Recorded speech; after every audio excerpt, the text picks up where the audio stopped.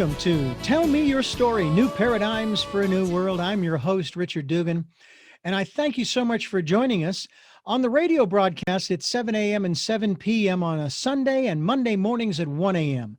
The broadcast podcasts are available on SoundCloud, iTunes, TuneIn Radio, Spotify, Stitcher, Player FM, Blueberry, as well as richarddugan.com, the homepage, as well as the radio show's page. And we encourage you, if you can, to support us financially to keep the programs moving forward and take care of all of the ancillary things through PayPal and Patreon accounts. They are for your security as well as ours. We hope that you will do your part and do what you can if you feel led to do so. We'll even take energetic support as well. And we also encourage you to go to our guest's website. We'll be giving you that during the interview so that you can continue your evolutionary process. We also encourage you to spend time in meditation, in prayer, in just quiet time during 2020, the year of perfect vision, and the 2020s, the decade of perfect vision. And we hope that you will do that. Listen to that still small voice, that divine self, your higher self, and follow the promptings. And find that still, small, quiet, peaceful place where you can just relax and get a hold of what's really important in your life. We encourage you to do that. And we also encourage you to stay tuned to Tell Me Your Story, New Paradigms for a New World. I'm Richard Dugan. Stay tuned.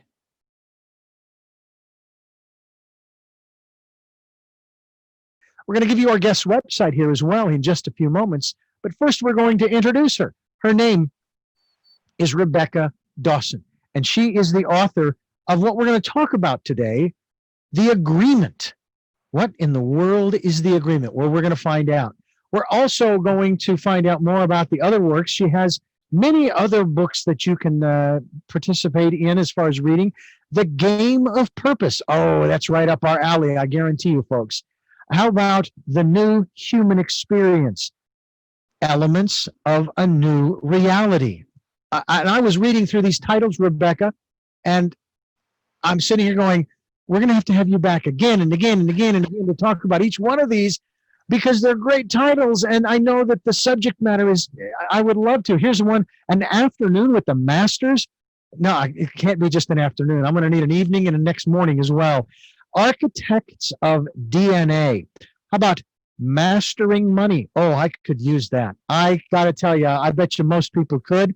We also have another book here called Playing with Time. Remembering Your Mastery, number 1 and number 2.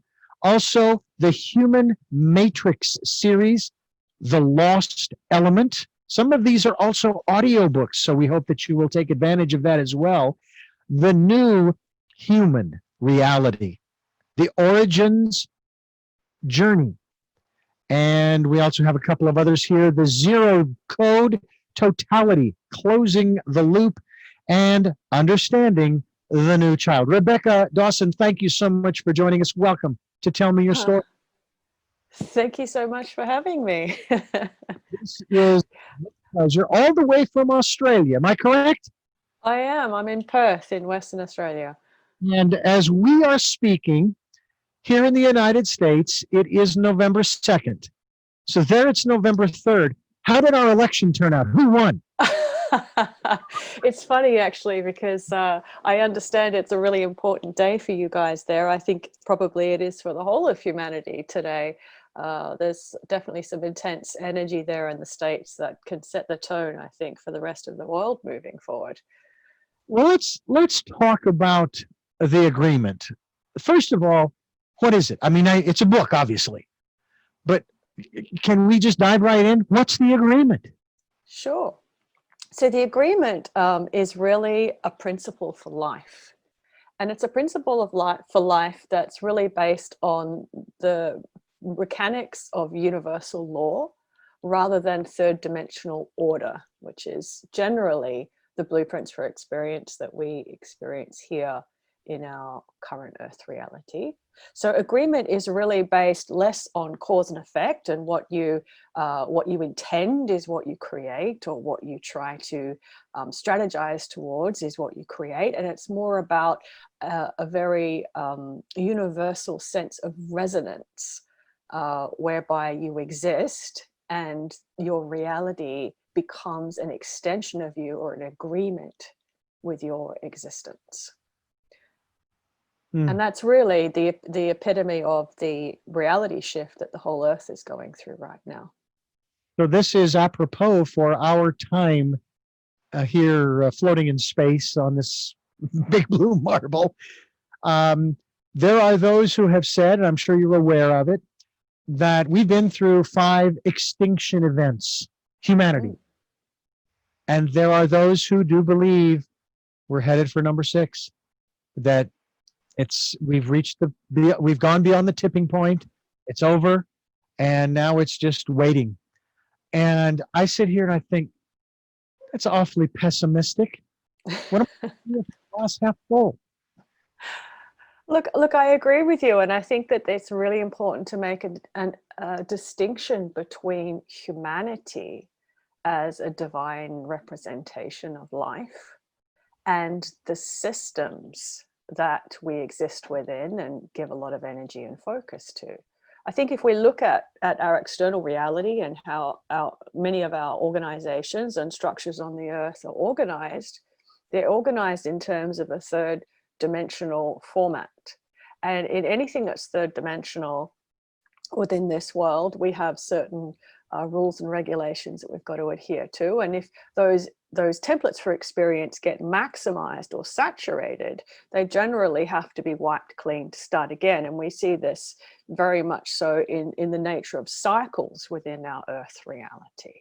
So the difference this time is that the earth is, yes, going through another shift again, but this time it's actually the structures and systems that are going to be having the so-called extinction experience. And humanity is going to have an opportunity to begin to create beyond them. So REM was right. It's the end of the world as we know it. Right, but it's not the end of humanity. It's probably the reinstatement of humanity, I would say. How did you come to put this agreement into print? Where did it come from? So the information and wisdom in this was, well, I'm a channeler, so I spend a lot of my time bringing through information about this shift, and I've been doing that for many, many years now.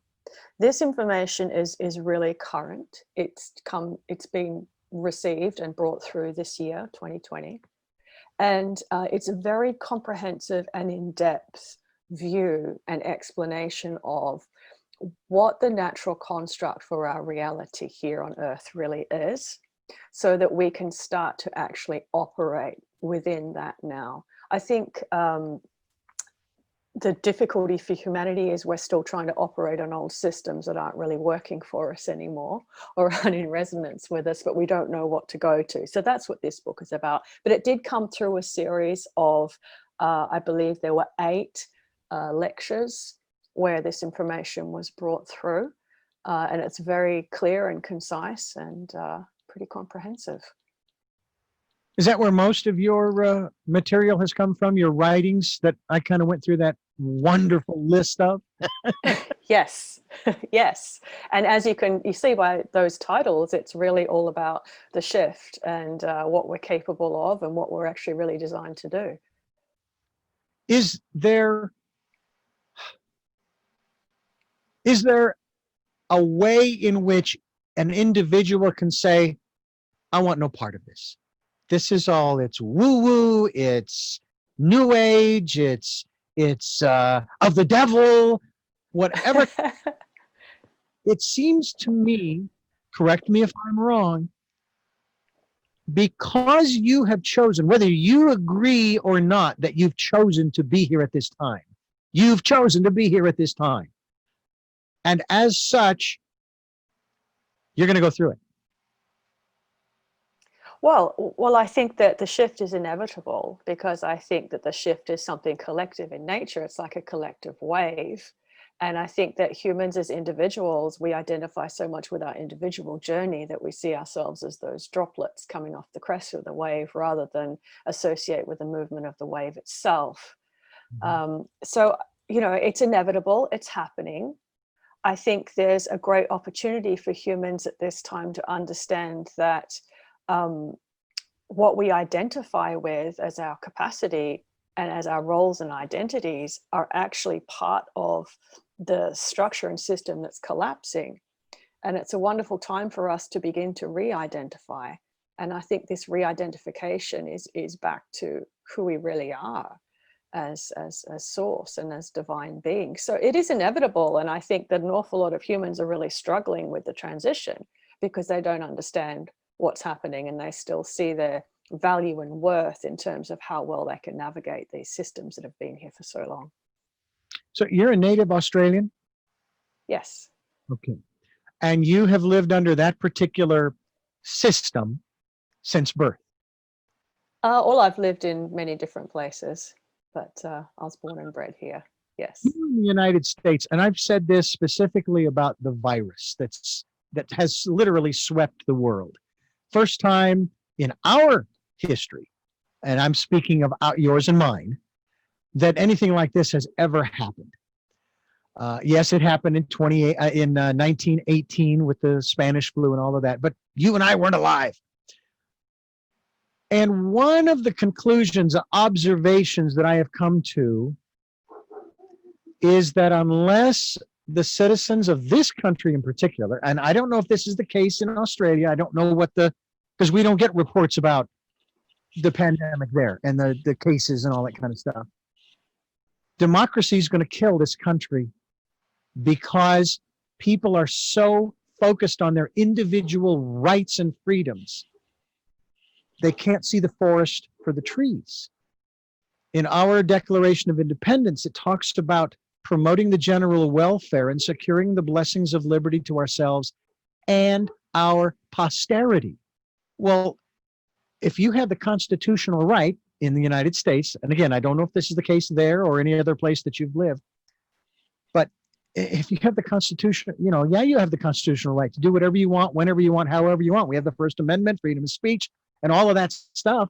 And we see the videos time and time again, people screaming, I have the right. You're violating federal law. And they think that someone's taking their individual rights away. And I say, nobody's taking my individual rights away. I'm exercising them by wearing my mask, by staying 6 feet apart, by washing my hands, doing those things that will hopefully keep me from getting the virus. My wife's been tested twice. Thank goodness both times it was negative.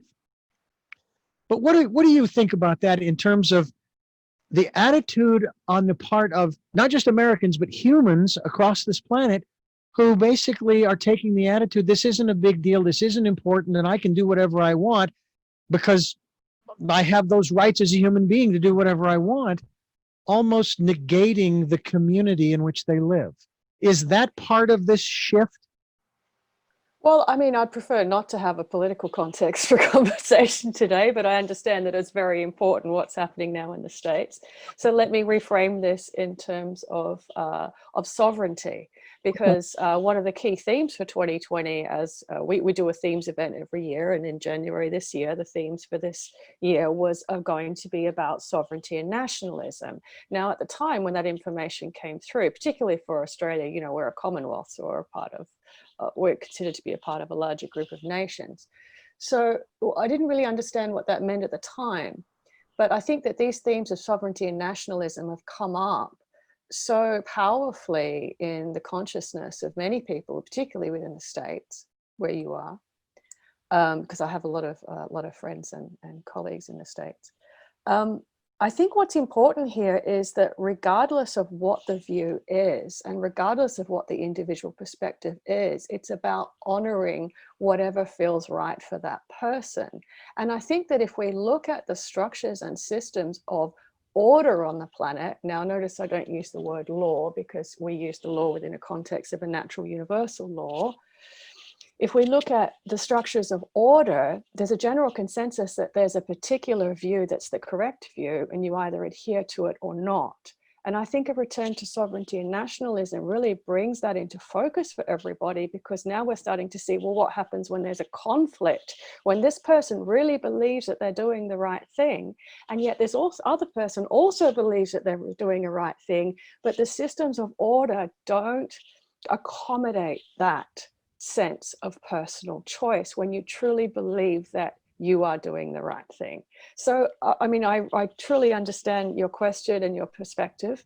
And I think the issue here is that we are all existing within systems and structures that don't accommodate that personal sense of view, and doesn't really give us permission to act from a personal sense of view. So in terms of what you're saying at this time, I think it really highlights the fact and possibly the need for humanity as a whole to rethink the way that we're being governed and the way that our systems are set up, because obviously not one rule fits everybody's sense of sensibility. Well, that's a good point. That's a good point. Talk to us from the perspective of the book, The Agreement. What is it that or is there a name for these entities that channel through you, first of all? Well, they just identify themselves as the masters. So they have in the past come through as individuals, Saint Germain, Serapis Bey, Kasumi. So in this particular work, what is the key message or the key messages that the masters want to impart to us to get us to understand at this time? Well, the key message here really is that we no longer have to really sacrifice or expend a lot of energy to try and influence reality and push it along the way that we would like it to go. The premise of this really is that there is a natural way for us as creators and as extensions of source consciousness to create in a more joyful, resonant way things that allow us to become more of ourselves. So this is, instead of cause and effect paradigm, which we've all come to know so intimately over the last few 100,000 years, where we build up a charge of energy, we donate that charge into something, whether it be an object or a relationship or a project, to get it moving, to give it legs, and to get the desired outcome that we want, like pushing a ball up a hill. And yet what we're having an opportunity to move into now is an era whereby we are so comfortable with our own existence, because humanity is not comfortable with its own existence and calls itself into question on a moment-to-moment basis. So comfortable with our own existence and our right to be here on the planet that we actually begin to create things that allow us to be more of ourselves. And that's where creation can really take a huge impact and a huge wave of change to create new things on this planet that actually amplify and allow us to thrive rather than survive. If you think about, from the very day that we're born, we're assigned a name, we're assigned a position in society, and everything becomes about effort and striving. And, a service is a big part of that too, because we want to be able to assist each other. We want to be able to do what's right for the planet, but we do so within a construct whereby it's a lot of sacrifice oftentimes involved, and we're bringing ourselves into question. If I am of value, then I will be doing this. And I think that's a really important thing for people right now, because a lot of people are losing their sense of identity. They're losing their sense of self. I think particularly in Australia, we've got huge suicide rates right now. I'm sure this is happening all over the world. We're being disengaged from our positions in society. Many people have lost their jobs. Many people are losing relationships. And this is the time where we really have to be clear that, well, are we really meant to be here or not? And if we are, what are we going to do with that? And I think that this is our opening as a species. Well, I've been asking that question for the last 4 or 5 years. Not so much do we belong here as much as because of the way that we have behaved towards one another and this planet, does humanity deserve the right to continue? Right. I'm not talking about annihilation here. Don't get me wrong. Yeah. I'm talking about saying at one point, no more babies. That's it. As of 2021, January 1st, no more babies, because man has not earned the right to stay. But then I get this comment back from many of my guests who say, well, of course we deserve to stay because this is a process of learning. Is that really, say, from the masters and the work that you've done over the years, that's the point? We're here to learn. It doesn't matter necessarily the outcome per se, as much as that we learn from this process. Well, I think that's a very third and fourth dimensional view, and I think it's a very old paradigm view. And I think that's one we're moving out of now, because a lot of people don't feel like humanity is learning anything. So is this system really working? I think one of the key issues here is that people, again, are identifying with this way of understanding themselves in the world, rather than really understanding that they can be here regardless of how they're engaging with that understanding. And what I mean by that is that if you go out into a forest and you look at trees or plants, in no aspect are those trees or plants seeking to justify their existence. In no moment are they saying, well, I add value to this environment by carrying out this role and function, and I'm learning how to be a tree in a better way all the time. They're not. That's not actually a part of natural law. It's become a construct of understanding our own existence as humans. And it's even, pervaded into, if I may use that word, into our spiritual contexts and understandings. Now, I mean, I grew up originally Catholic, and then I got into metaphysics. And, so I kind of went from, the traditional understandings of what life is as a Christian and as a Catholic. And then I got into the metaphysics, where I started to understand about the karmic cycle. But both of those ideologies were still very embedded in the desire to progress, the desire to improve. And I think that in itself is something that we've become so saturated with, that we need to be better and that we need to be more than. And yet we are also taught that we are born and made in the image of God. So I think there's something not quite resonating there between those two concepts. Something's not quite fitting. And I feel that this problem-solving dilemma that we have for ourselves is really what distracts us from our own good. And I also feel that we have identified so much with the systems and structures of society and the economy and so forth, that we identify with them so much that we believe that it's us that is flawed, perhaps, rather than the system. And I would put the question to you and to listeners: who would we be as beings if we weren't trying to follow rules so much? Would we actually naturally fall back into natural order, like the forests and the trees and the animals on this planet? It's an interesting question. It's a very interesting question. So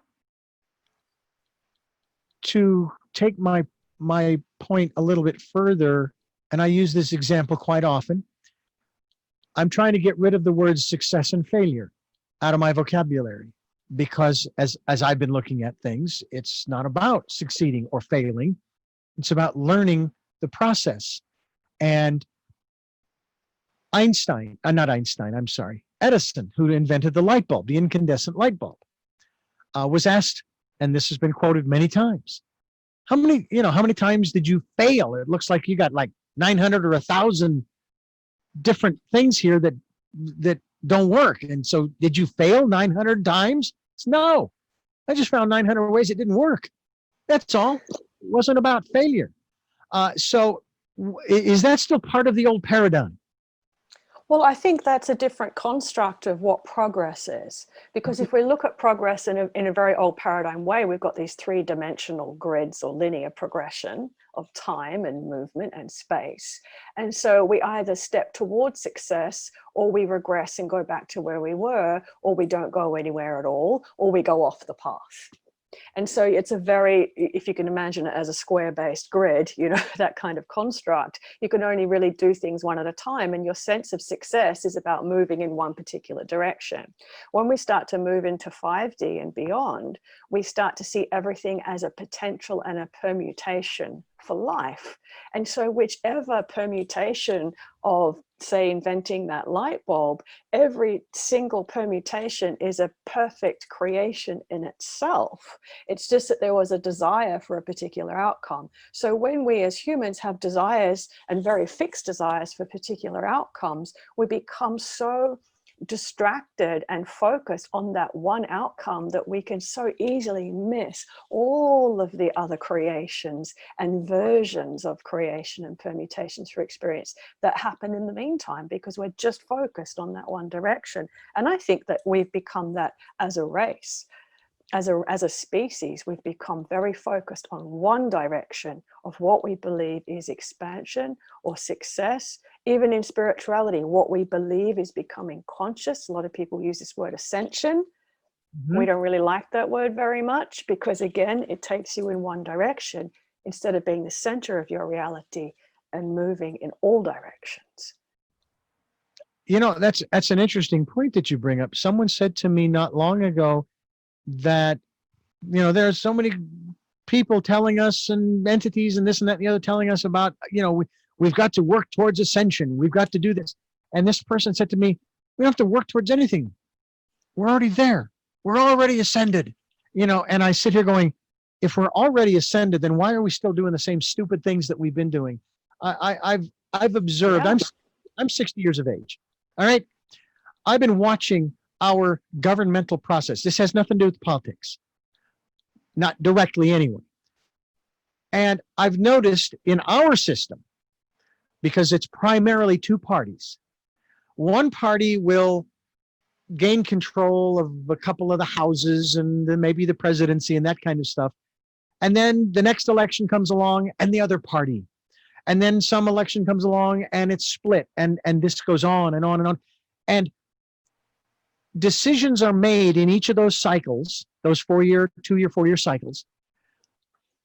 And one group says the other group's doing it wrong, and the other group says the one group's doing it wrong. And so they undo what the last group did in the last cycle. Then the next group in the next cycle undoes what the current cycle does. And that goes on. And it's like, we're not getting anywhere. There's no, and maybe this is part of the old paradigm that you're talking about here. We're not getting anywhere. You seem to want us to do something. You seem to want us to progress forward, politicians, but you it's like a push me, pull me. What was that? Yes.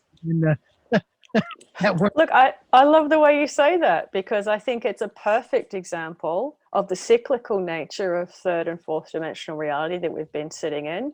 It's reflected in something like the karmic cycle. It's reflected in our economic cycles. It's reflected in our emotional cycles. It's reflected in how we repeat the same experiences over and over again, how we get into the same relationships over and over again.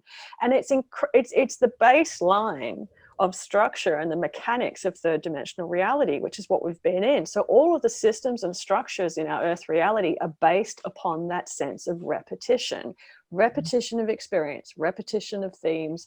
And in a cycle of perpetual motion, you never actually really go anywhere.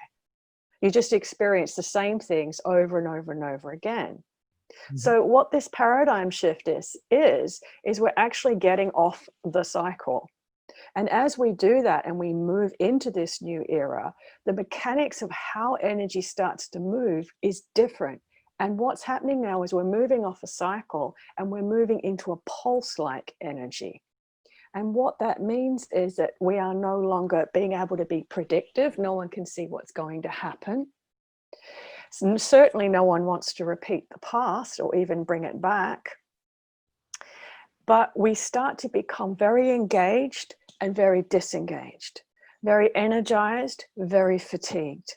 wanting to be to take action and being very inspired, and then feeling absolutely nothing. And this is the new rhythm at the moment while we go through this transition.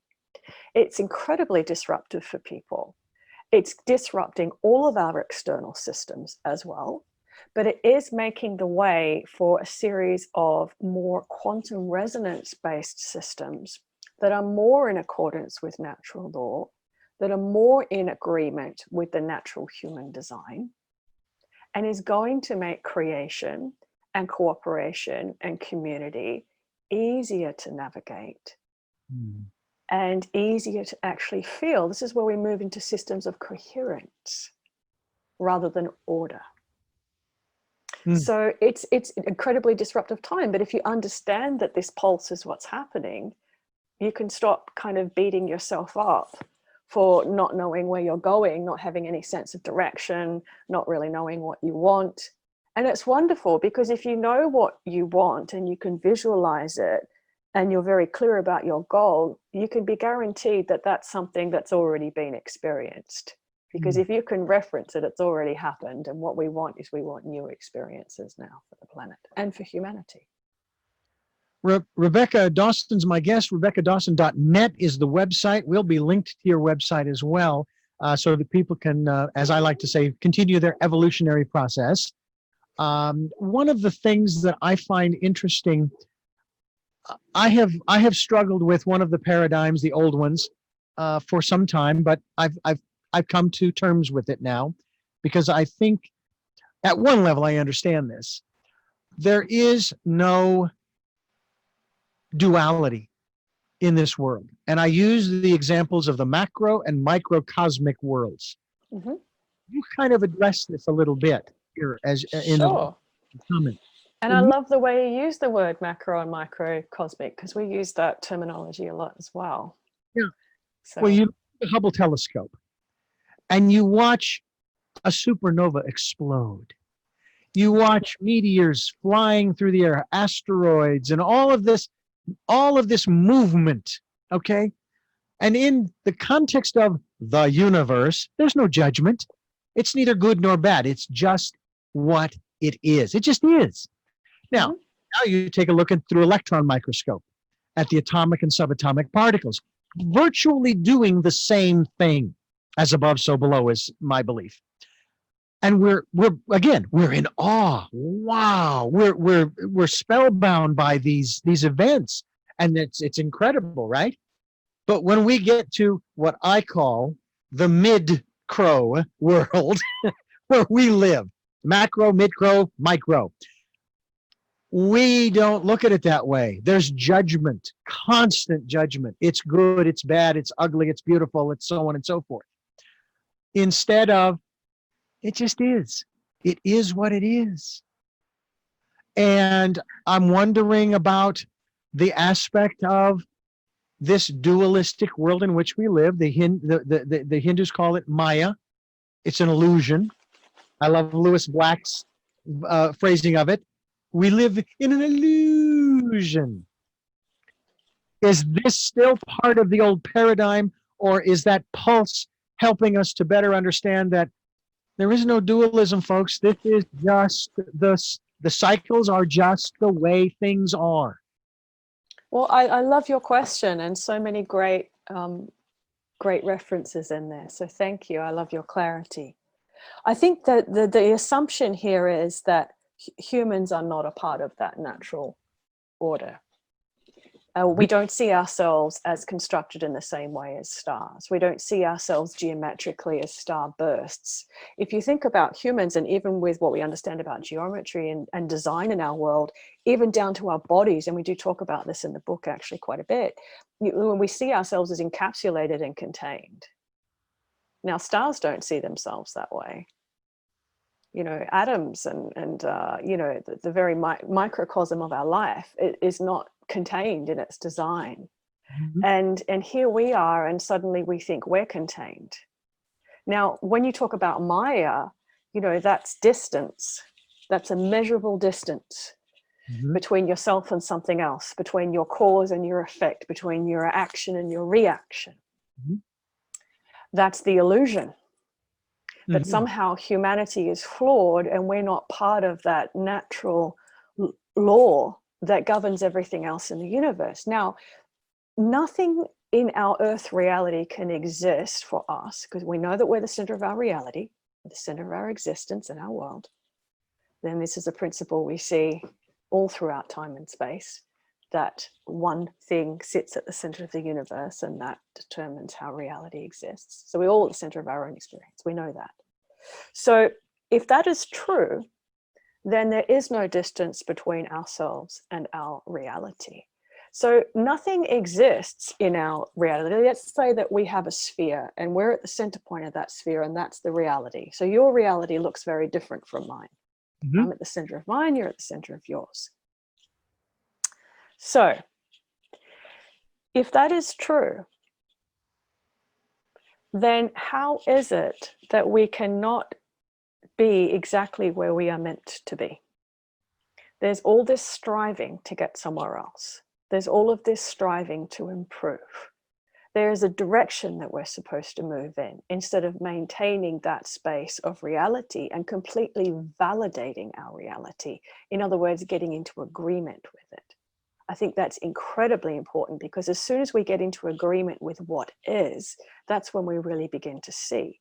Now, if we talk about focus, where our focus is, if we're at the center of our reality, wherever we focus, that's what appears in our reality. Now, I would suggest that it's not so much that humans are sitting in a space where there isn't this natural law, because that's our design too. I would suggest that our focus has been so seduced and so held into external systems of construct that are so much about progress and so much about survival and so much about duality and so much about separation, that that's how our reality appears. And I feel that human attention and human consciousness has become so seduced by the concept of duality, even in terms of what you were saying before about political, left or right, good or bad, what you should do and what you shouldn't do in a pandemic, that becomes our reality. Yeah. And yet, if our attention, we were out in the middle of a forest and we were just looking at some trees, none of that would exist. It wouldn't exist in that moment for us. Yeah. So our focus and our attention, human attention, is so powerful. There's so much energy in it because we're creative beings. And the more energy we put on particular systems and structures that reinforce the concept of separation and duality and war, that's where our attention is, and that's where the reality continues to appear. The masters, I'm sure, support the scientific community's theory that everything is energy, correct? Absolutely. And it is only our perception of that energy that makes it solid or vapor. I mean, I have a desk with all of my equipment on it. And fortunately, it's not vapor, so the equipment's staying on the desk. But the reality is everything is energy. I've even asked this question when it comes to the things that we eat, Well, if it's all energy, what difference does it make what you eat? Well, it's been explained to me that, because everything has different energies have different vibrations and that type of thing. And that your body has a particular vibration. I would even say that the different organs, even the different cells. Going back to the sort of the political model, I've even asked this question: under what form of government do the trillions of cells in our body function? And it's neither a democratic, republic, socialist, or communist. It's interdependent. And that unless they work together, if they all had the attitude of some of the people that are not wanting to wear masks and do this and that and the other thing, the body would cease to exist if the cells decided, no, I'm going to do my own thing. The body would just vaporize. It would be gone. But they don't do that. and you talked about nature. Is that part of the message that we're supposed to get, that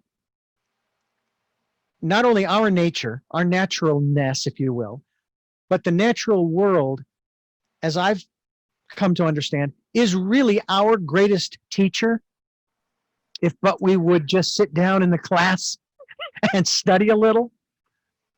Well, I look, I think so, because I think that, and I feel this really, in so much resonance within myself as I say this. Humanity is not subject to a separate set of laws and conditions to everything else on the planet.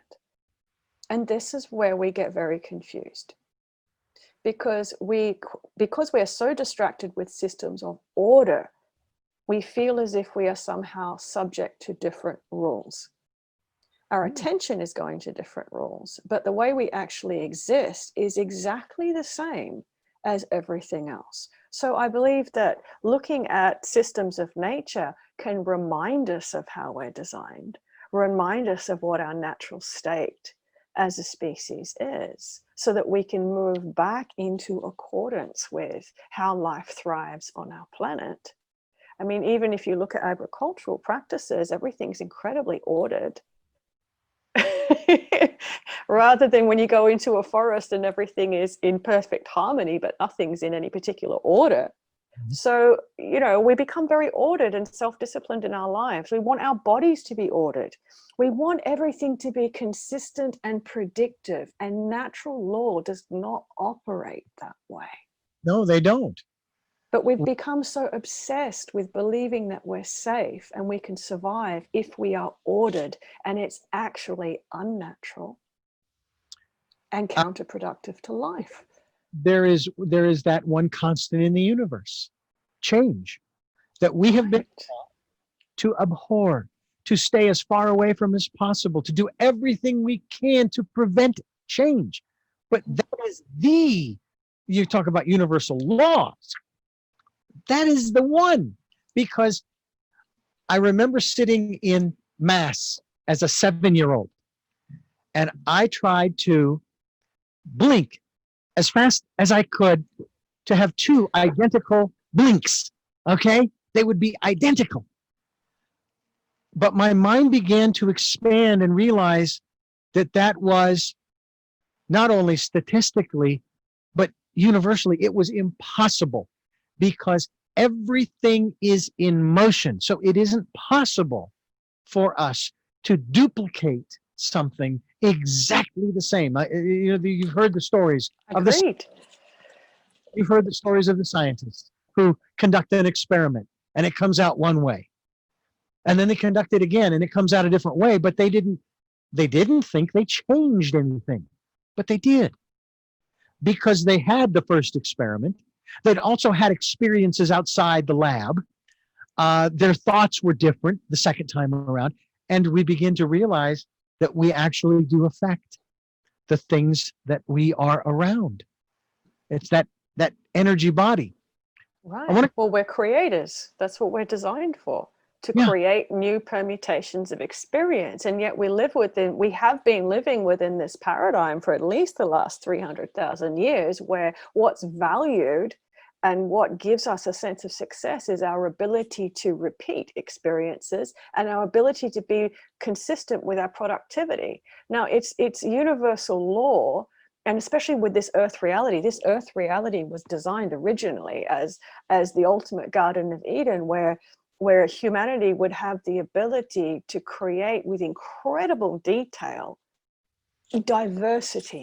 diversity of creation and experience. That's what the earth's for. That's what it was designed for, its original blueprint. But we find ourselves now in times where what is valued is consistency, productivity, and repetition. And it's everywhere. I mean, look at the educational systems we have. Look at our sense of personal success in our society. Stay in your lane, stay in your role, be predictable for people. And You know, you have to do the same thing from day to day. And we know that a lot of the children that have been coming through in recent times do not have a linear span of attention. They're all over the place. That's what we're designed to be, creative in many directions and not hold our focus in one direction for consistency. So we begin to see now a distinction between who we are as humans and what's valued and what we're encouraged to do. And you know, this is where we're at now. So moving forward as a humanity, I'm fully anticipating that those systems and expectations for us to be so consistent in what we do are going to be changed, and encouraging us to be a little bit more daring and a little bit more bold and a little bit more experimental in what we do.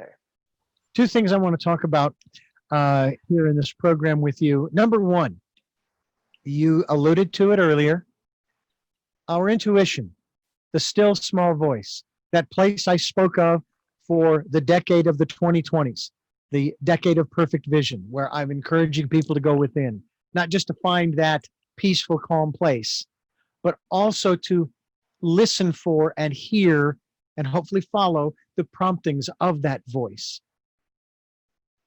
Tell us about the role in the context, let's say, of the agreement, but of the work that you do. Tell us about the role that our intuition, I'm not sure what word to use next, should, needs, that we want to have it play in our lives. Well, I think we're moving into a time now, we are becoming more aware of who we are within ourselves. We're starting to feel the gap. We're starting to feel the distinction now and the distance between what we feel within and the beliefs that sit without. Because, I mean, intuition here is really about belief. I'm going to put it in that context because I don't think it's a context most people really think about. That intuition emerges, and then we tether that intuition to a belief. And if it can't be tethered to an external belief, we usually dismiss it. We're existing in a time now where there's so much swirling going on around us that for many people, we don't really know what to believe anymore at all. And so we're being encouraged to go back into sovereignty with that belief and really start to honor anything that arises. I don't know if it's true, but I'm still going to acknowledge that that intuition exists. That's very important, because what happens is that oftentimes for people now, intuition and imagination are experienced in a very similar way. So we might imagine a permutation of something. How do we know if it's intuition or not? Then we look for evidence, or then we look to check it against our external belief system. Should I act upon that or not? What's important now is to know that to validate and acknowledge whatever permutation is arising from you in that moment as valid without feeling that you have to act upon it. Because this is where people get very confused. This intuition is flowing at the moment, the imagination is flowing, but we think that unless it's actioned in some way, either through a preventative measure or moving towards something, that it's not validated. And I think it's a time just to be in wonderment with, wow, this possibility is arising for me. I can feel this bubbling up in my system. This little nugget of intuition came up.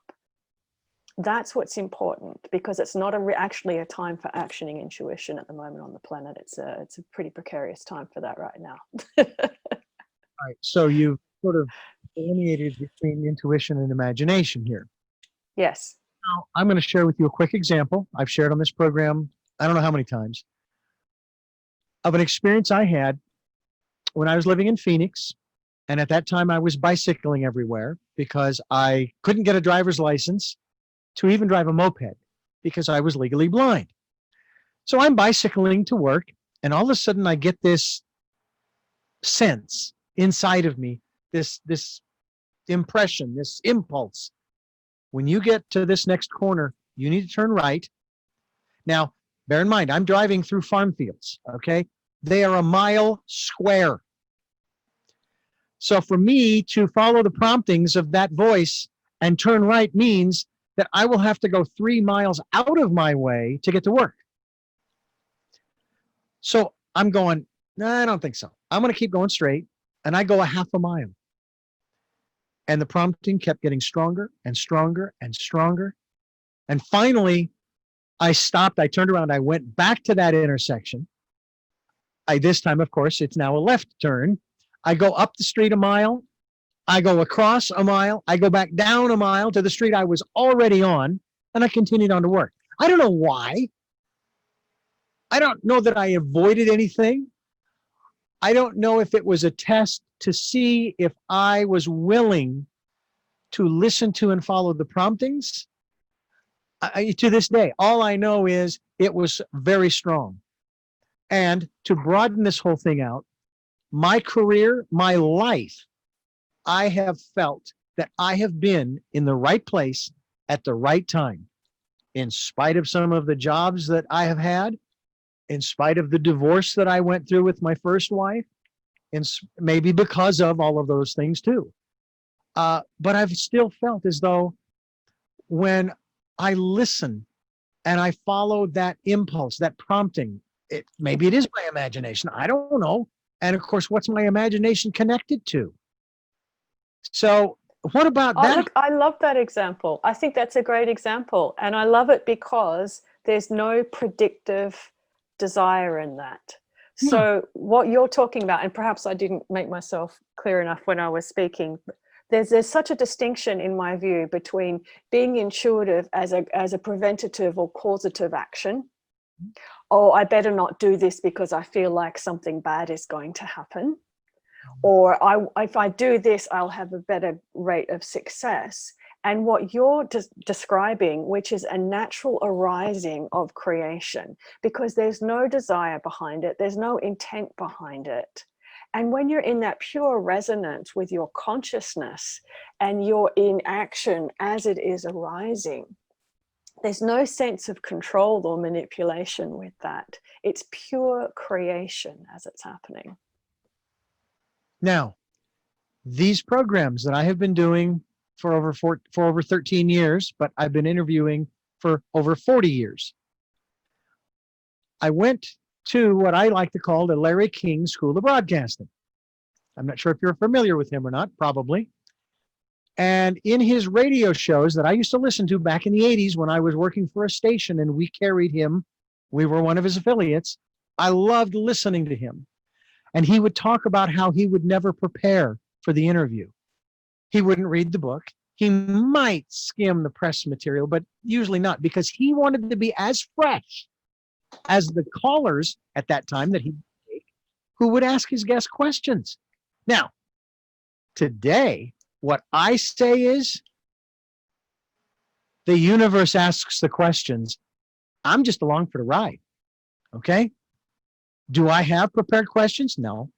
Do I look at the questions that you sent me? I did. I looked through them, sure. And I neither rejected or accepted them. I just looked at them. Okay. I allow guests to give me bullet points. You want to talk about it? We'll talk about them, but I can guarantee you, I have no clue as to what the direction the interview is going to go.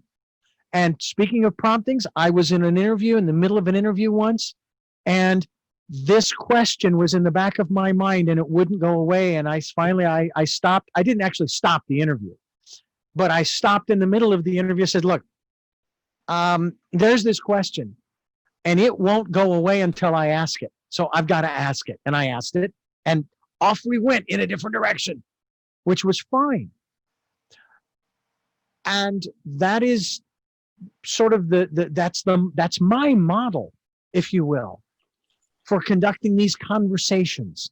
I don't even know if we want to call them interviews. They're more conversations.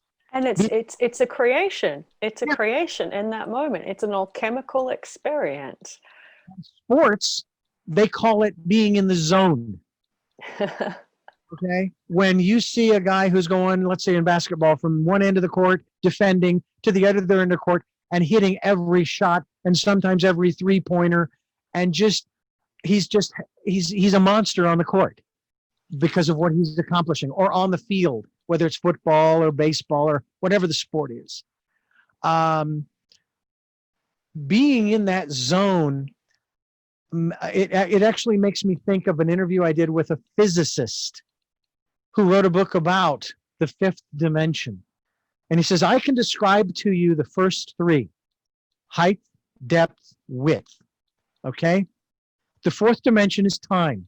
I cannot prove to you it exists, but I can show you examples of how it works. I love that. Describe for me the fifth dimension. Okay?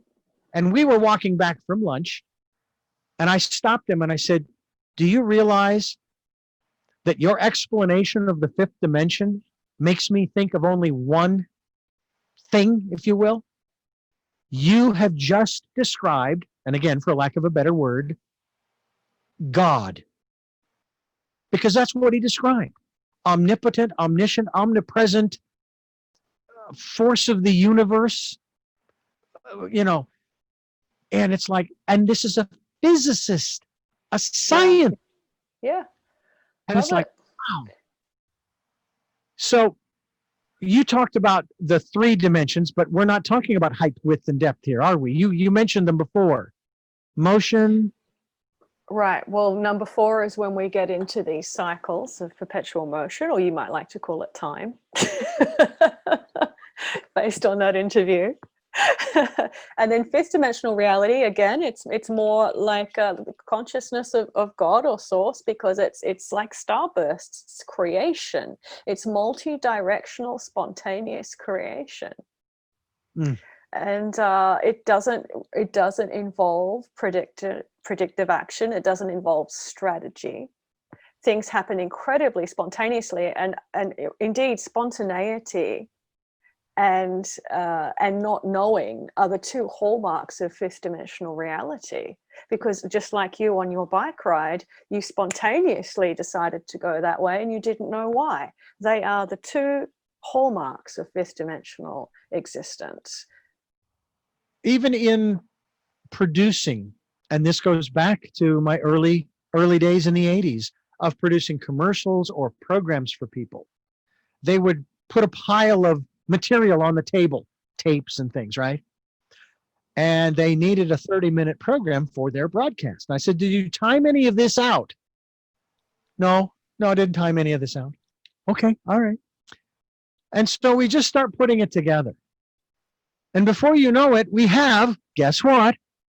A 30-minute program. I didn't plan it. I didn't outline it. We just built it.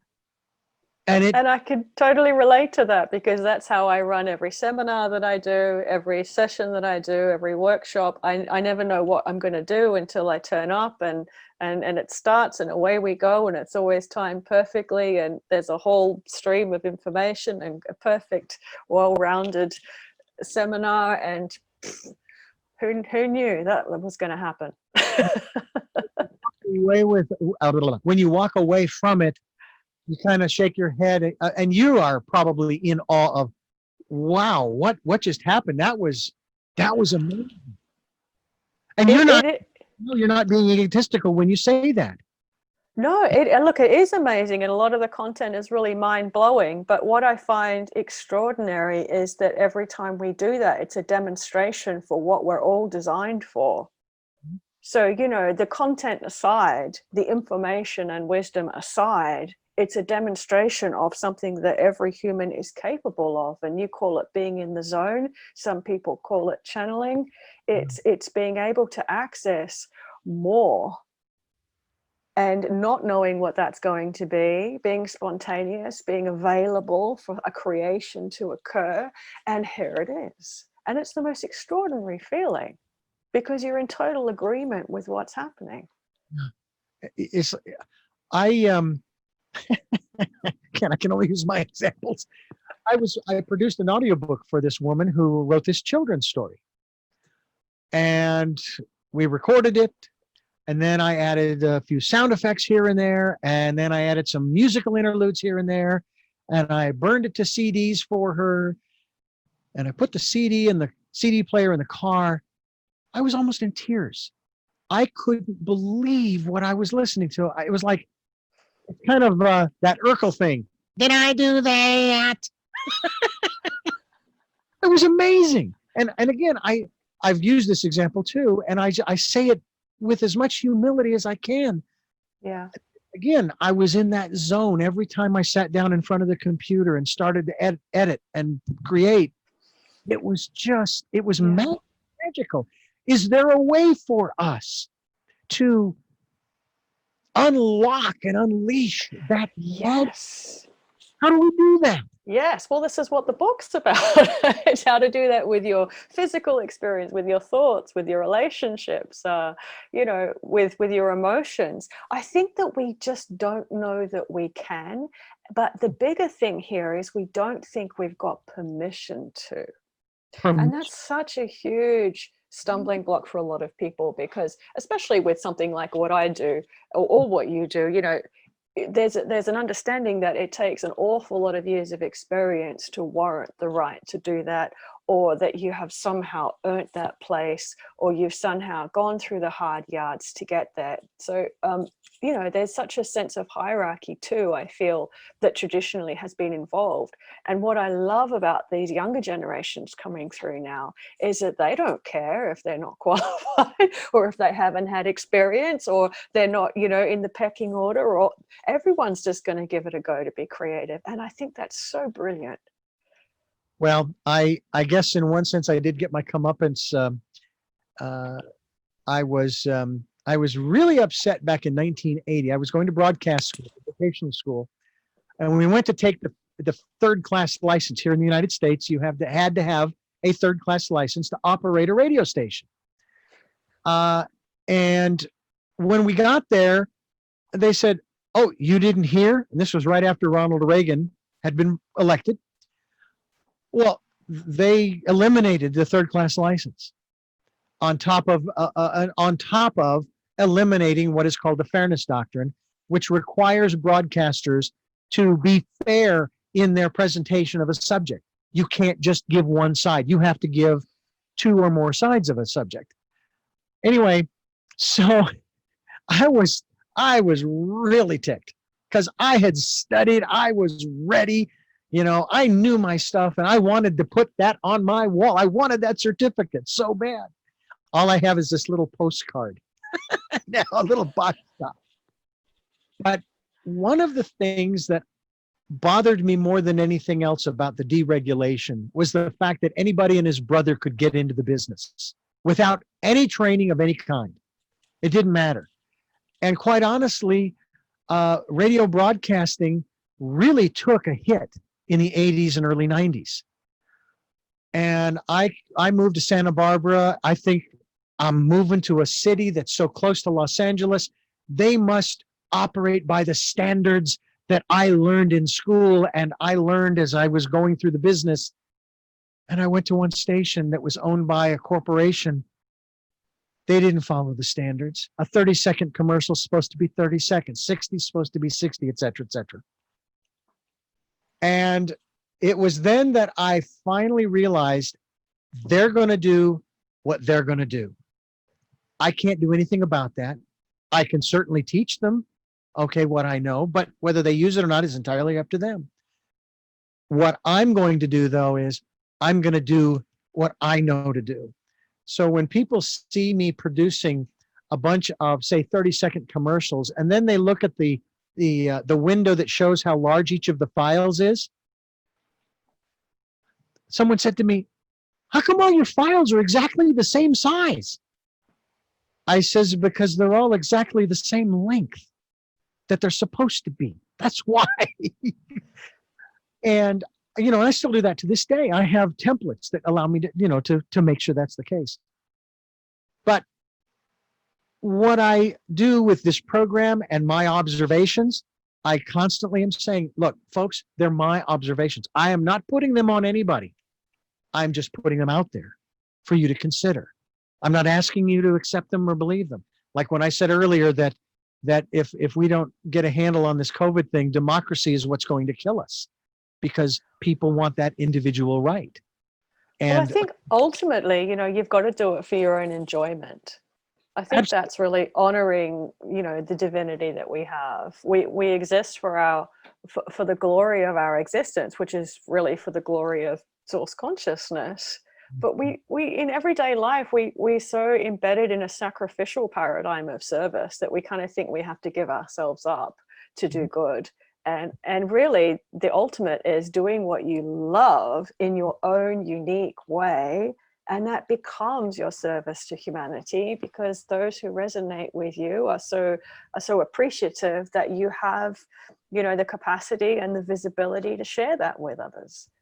Rebecca Dawson's my guest, RebeccaDawson.net. We're talking about the agreement, and like I said before, we'll have you back multiple times. Talk about playing with time and also mastering money.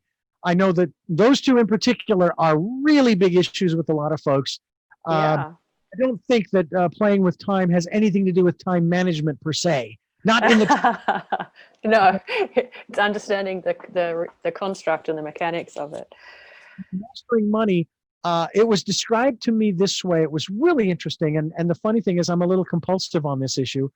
They use the analogy of water and your home, and you have your supply line and your spigots at your faucets, and then you have your drains. Okay, your various drains where the liquid leaves the house.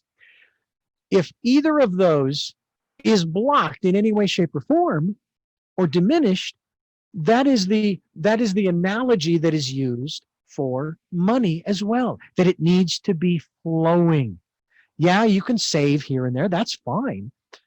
But I have to ask you this question of the billionaires, and I'm sure that there's going to be a trillionaire here pretty darn soon. Do you see that as a form of hoarding? Look, I think, that's looking at external and internal flow, and, there's that Maya there, there's the distance. How do we get it from there to here? How do I draw things to myself? How do I attract what I want? We tend to take a bit of a different view around money, and we're really interested in showing people how you can create beyond a requirement for money. Aha, I like that. So that money becomes the residual effect of the creation rather than what you think you require to then be able to create. Because how many people wait till they've got money before they do something? That is very true. That is very true. I know that we are fast approaching the end of our time together here. I'm hoping that we can get you back again to talk more about this. That would be great. I know there's a 15-hour time difference, and I'm certainly open to sitting here as we converse here. It's evening for me. It's morning for you. Well, I didn't realize you're in Santa Barbara. I love Santa Barbara. I got a lot of friends there. I've done some stuff at the Impact Hub there a couple of years in a row, and I haven't been able to get there this year, but it's actually in one of my favorite places. Well, if we're still here and you're out in, we'd love to have you. You know what? I've even offered this. I've got a couple of beach chairs. I've got a digital recorder and some microphones. We'll go out to the beach. We'll sit there and we'll have a wonderful conversation. Well, that sounds great. The natural cycles of life. Beautiful. First, I want to thank you for joining us here on the program. It's been a great pleasure to talk to you about all of these divergent ideas, and they're not so divergent, but they're all connected in some fashion, and spending so much time with us here. I want to remind our listeners, of course, to go to your website, which is RebeccaDawson.net, and we will be linked to your website on the podcasts where people can click on that little grocery cart in SoundCloud or what have you. They'll be able to go to your website to find out more, find out about your books. By the way, your Audible books, they're available on, or your audiobooks, are they available on Amazon, that Audible service? No, not yet. It's just through the website at the moment. But with the agreement, you can go onto the website and actually download the first chapter about the body for free, which I think will be really helpful for a lot of people. Excellent. Well, we do appreciate it. I do have three final questions that I want to ask you, and you may have addressed them to some degree during the program, but I like to ask them directly. But before I do that, I need to let our listeners know this program's here Sundays at 7 a.m. and 7 p.m., Monday mornings at 1 a.m. We stream live at richarddugan.com. We also have podcasts on SoundCloud, iTunes, TuneIn Radio, Spotify, Stitcher, Player FM, Blueberry. And we are on YouTube, where you can watch the interviews as they progress.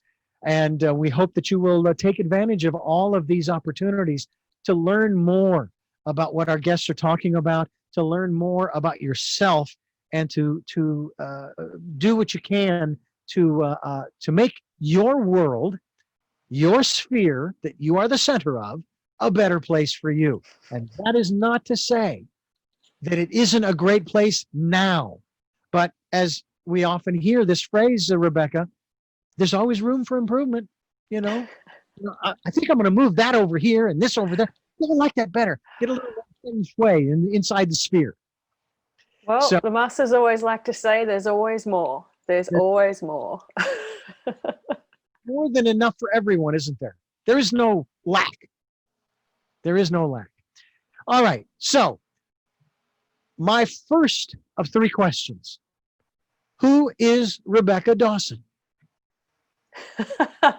Oh, no one's ever asked me that before. Well, I guess at this time, that's a reference point for the aspect of consciousness that I'm presenting as in this particular reality.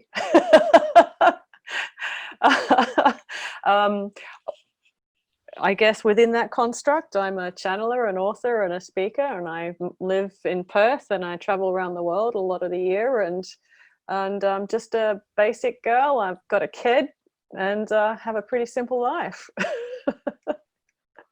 What is it that you hope to or want to achieve through the work that you're doing now?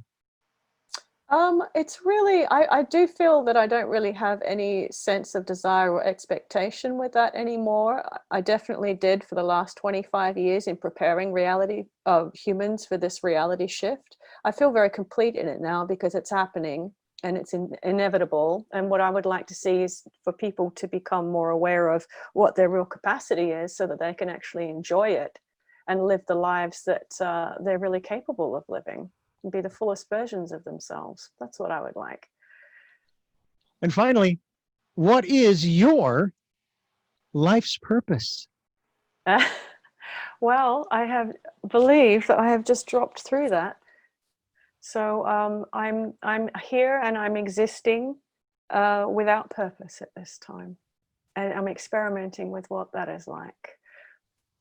Now, I have to ask this question because it came to mind. And as I said, the universe asks the questions. And usually they don't wait until the end.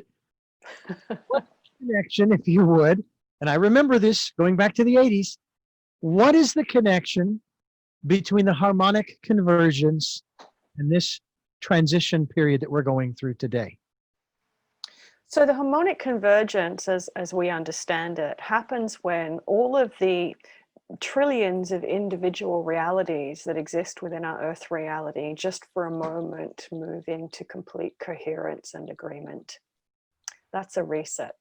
That's when you shift from one paradigm to another, or you have a dimensional shift where consciousness moves from one reality to another. And it only needs to happen like that. If you can imagine the Earth reality as trillions of spheres of individual points of perspective, all vibrating at different frequencies. And just for a moment, they move into one, and then they move apart again. That's a paradigm shift. And that's why some people call it the Great Convergence. Well, that's why we talk on Tell Me Your Story about new paradigms for a new world. Right. And are giving people choices and knowledge of those choices to help make their dreams come true. And again, I thank you so much for being with us here on the program today. Oh, thank you so much for having me. I've loved our conversation. Thank you. Or in my case, tomorrow. I'm in the future. Thank you for listening to Tell Me Your Story, New Paradigms for a New World. I really do appreciate you tuning in, whether you're listening to the radio broadcast, the podcast, or the video cast. And until our next broadcast, podcast, video cast, love to love.